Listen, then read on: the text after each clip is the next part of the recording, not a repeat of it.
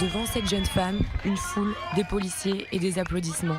La capitaine du navire humanitaire Sea-Watch a été présentée à un juge ce lundi après-midi à Agrigente en Sicile. Carola Rackete avait été arrêtée dans la nuit de samedi pour avoir accosté sans autorisation au port sicilien de Lampedusa. Son navire, le Sea-Watch 3, transportait 40 migrants rescapés en mer Méditerranée.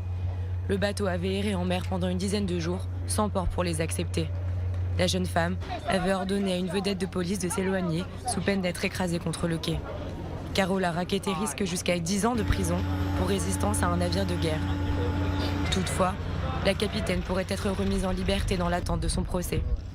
Elle fait également l'objet d'une enquête pour aide à l'immigration clandestine. Carola Rackete est notamment accusée d'avoir forcé le blocus des eaux territoriales italiennes imposé par Matteo Salvini. Un acte de guerre, selon ses propres termes. Le ministre italien de l'Intérieur avait fait passer un décret en mi-juin pour lutter contre les navires d'ONG, qu'il accuse d'être complices des passeurs.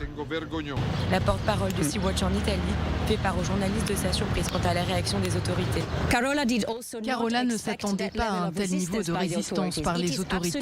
C'est tout à fait vrai que Carola n'a pas respecté l'ordre d'arrêter quand elle est entrée dans le port. Mais était-ce vraiment nécessaire de s'opposer à la manœuvre de cette manière ? En Allemagne, l'affaire choque. C'est par la voix de son ministre des Affaires étrangères que Berlin exhorte Rome de faire libérer la capitaine.